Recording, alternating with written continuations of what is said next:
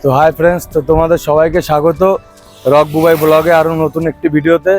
আর আজকে আমি যাব হচ্ছে গঙ্গার এপারে হুগলি ডিস্ট্রিক্টে বাঁশবেড়িয়া বলে একটি স্টেশন আছে, তো সেখানেই মা হংসেশ্বরী মন্দির আছে। তো আজকে সেই মন্দিরেই যাব। আর এখন দাঁড়িয়ে আছি গঙ্গার ব্রিজের ওপর। তো দেখতেই পাচ্ছ ব্রিজে কাজ চলছে, এই ব্রিজে কাজ চলছে। এই যে দিন রাত 24 ঘন্টা এখানে কাজ হয়েই চলেছে। এই যে নিচেও কাজ চলছে। তো এখানে এখন পোল বানানো হচ্ছে, এটা হচ্ছে ব্যারাকপুর এক্সপ্রেস। আর এটা এখন আমি দাঁড়িয়ে আছি ত্রিবেণী আর কল্যাণীর ওপরে। আর এটা হচ্ছে ত্রিবেণী গঙ্গা। আর যাবো হচ্ছে ওই যে মন্দিরের চূড়াটা দেখতে পাচ্ছ তোমরা, তো ওই মন্দিরেই আজকে যাব, হংসেশ্বরী মন্দির। তো চলো সাথে থাকো আর দেখতে থাকো। আর বন্ধুরা, এই মন্দিরে তোমরা যদি হাওড়া থেকে আসতে চাও তাহলে তোমাদের হাওড়া থেকে কাটোয়া লোকাল ধরতে হবে। কাটোয়া লোকাল ধরে তোমাদের বাঁশবেড়িয়া স্টেশন নামতে হবে। আর তোমরা যদি বর্ধমানের দিক থেকে আসো, বর্ধমানের দিক থেকে আসলে তোমাদের নামতে হবে ব্যান্ডেল। ব্যান্ডেল থেকে আবার কাটোয়া লোকাল ধরতে হবে, তারপরে বাঁশবেড়িয়ায় নামতে হবে। আর বাঁশবেড়িয়া স্টেশন নেমে পায়ে হেঁটে 5 মিনিট লাগবে। আর টোটো ধরলে হয়তো 2 থেকে 3 মিনিট লাগবে। খুব সামনেই তোমরা বাঁশবেড়িয়া স্টেশন নেমে ম্যাপ মেরে নেবে, তো তোমাদের সুবিধা হবে, টোটো অটো কিছুই ধরতে হবে না। তো এখন চলে এসেছি একদম মন্দিরের কাছে। তো এখানে মন্দিরের পাশেই পুকুর বাঁধানো আছে। আর পুকুরের পাশেই এই যে মা হংসেশ্বরীর মন্দির। আর এই মন্দিরে ঢুকতেই তোমরা বাঁদিকে এখানে জুতো রাখার, বাইক রাখার গ্যারেজ আছে। এখানে তোমরা বাইক, জুতো সব রাখতে পারবে। মহিলা পুরুষ বাথরুম বানানো আছে। বাইক রাখতে গেলে এখানে 10 টাকা করে নেবে, আর জুতো রাখার জন্য এক জোড়া জুতো 2 টাকা করে। তো এখানে তোমরা জুতো বাইক সব রেখে ভেতরে যেতে পারবে। আর ওখানে পুজো দেওয়ার জন্য ধূপকাঠি, ফুলের ডালা সব পাবে সামনেই মন্দিরের। আর মন্দিরের ভেতরে জুতো পরে প্রবেশ করতে পারবে না। এখানে সব আগে নিয়মাবলী পড়ে নেবে, তারপরেই মন্দিরের ভেতরে প্রবেশ করবে। আর এই মন্দিরের সামনেই রাজবাড়ি, সেই জমিদার বাড়ি। পুরো ঘটনাটাই তোমাদের বলবো, কে এই মন্দির বানিয়েছে, কেন বানিয়েছে, কি বৃত্তান্ত সব বলবো। তো ভিডিও দেখতে থাকো আর সাথে থাকো। আমিও এখন ভেতরে প্রবেশ করে গেছি। আর এই এখন যাচ্ছি আস্তে আস্তে ভেতরের দিকে। তো মন্দিরের ডান দিকে যে বলেছিলাম বাঁধানো পুকুর আছে, তো পুকুরের পাশে এরকম বসে, মাঠে বসে তোমরা আড্ডা মারতে পারবে বন্ধু বান্ধব, ফ্রেন্ড সার্কেল বা ফ্যামিলি নিয়ে। সুন্দর বাগান বানানো আছে মন্দিরের পাশেই একদম। এখানে লেখা আছে হংসেশ্বরী এবং বাসুদেব মন্দির। পুরো নিয়মাবলী এখানে এসে তোমরা পড়ে নেবে, আমি সংক্ষেপে আর পড়লাম না এখন।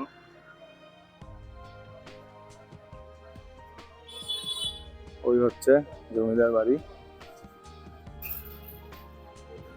আর এই মন্দিরে আর একটা মজার জিনিস হলো যে এখানে কোনো গার্লফ্রেন্ড বয়ফ্রেন্ড এই মন্দিরে আসে না। আর যদিও বা তারা আসে তো তাদের আর ব্রেকআপ হয়ে যায়, তো প্রেম বেশি দিন টেকে না। আর এই মন্দিরে বিয়ে করা এমনিই বারণ আছে, দেখবে বাইরে বোর্ডে লেখাই আছে।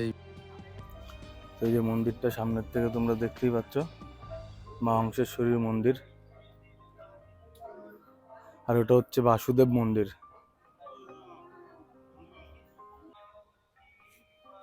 তো বন্ধুরা, মন্দিরের ভেতরটা আমি প্রবেশ করেছিলাম, কিন্তু মন্দিরের ভেতর ভিডিও রিলস বানানো পুরোপুরি নিষিদ্ধ। আগে তাও ঢোকা যেত, এখন পুরোপুরিভাবেই নিষিদ্ধ করে দিয়েছে।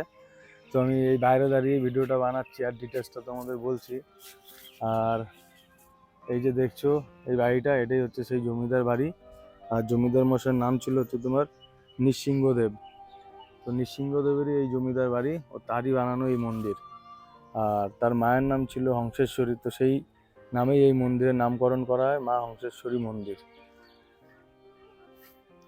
আর এটি হলো তোমার ত্রিবেণী ও ব্যান্ডেলের মিডলে বাঁশবেড়িয়া বলে একটি স্টেশন আছে, তো সেইখানেই অবস্থিত এই মন্দিরটি।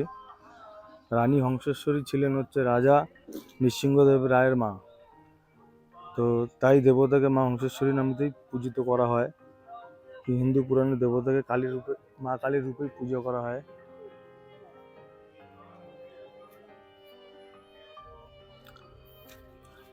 আর এই মন্দিরের পাশেই আর একটা মন্দির বানানো আছে, যে মন্দিরটি তোমার অনন্ত বাসুদেব মন্দির। এই যে মন্দিরটা দেখতে পাচ্ছ, তো এই মন্দিরটার নামই হচ্ছে অনন্ত বাসুদেব মন্দির নামে পরিচিত। এটি হংসেশ্বরের ঠিক বাঁদিকে অবস্থিত। আর এই হংসেশ্বরী মন্দির তোমার 1788 সালে বানানো শুরু হয়। তো এই মন্দির শেষ হয়ে ওঠে তোমার বানানো 1814 খ্রিস্টাব্দে, যেহেতু রাজা নৃসিংহদেব মারা যায়, তো তারপরে তার ছোট রানী এই মন্দির পরিপূর্ণ করে। তো দেখতেই পাচ্ছ মন্দির পুরো। আর ওনার ছোট রানীর নাম ছিল রানী শঙ্করী। আর বিকেলবেলা এখানে আশেপাশের লোক দূর থেকে যারা আসে তারা তো সকালবেলা আসে। আর এই মন্দিরে যদি তুমি পুজো দিতে চাও তো তোমাকে সকাল সকাল 7টায় এই মন্দির খোলা হয়, আর 8টা থেকে পুজো দেওয়া শুরু হয়ে যায়। আর তুমি যদি ভোগের প্রসাদ নিতে চাও তাহলে সকাল 8টার মধ্যে তোমাকে এখানে কুপন নিতে হবে। কুপনের দাম পড়বে 40 টাকা। তো নিজের ফ্যামিলি নিয়ে, বন্ধু বান্ধব নিয়ে এসে এখানে ঘুরে যেতে পারো, খুবই সুন্দর একটি জায়গা।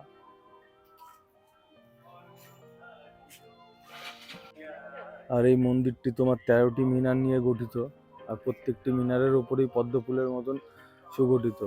কিন্তু এখন সময়ের সাথে সাথে এগুলো আর বোঝা যাচ্ছে না। আগে এক সময় ফুটে উঠতো এই পদ্ম ফুলগুলো, তোমার তাকালে বোঝা যেত যে এটা পদ্ম ফুল তৈরি করা আছে। তো এখন অনেক দিন ধরে যত্নর কারণে এরকম হয়ে গেছে, ঠিকঠাকভাবে হয়তো মেনটেন করা হয় না এটা। তো বন্ধুরা, তো আমার তো মন্দির ঘোরা কমপ্লিট হয়ে গেল। তো তোমরাও এসে একদিন ঘুরে যেও, খুব ভালো লাগবে। আর মন্দিরের বাইরে এখানে অনেক খাবার দোকান আছে, তো কোনো অসুবিধা নেই। ফ্যামিলি নিয়ে আসলে খাবার দাবার নিয়ে কোনো কিছু নিয়ে চিন্তা করতে হবে না, ভালো ভালো খাবারের দোকান আছে।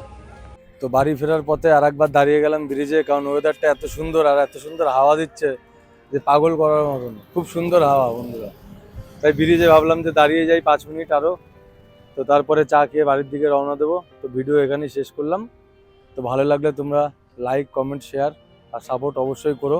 টাটা, ভালো থেকো সবাই।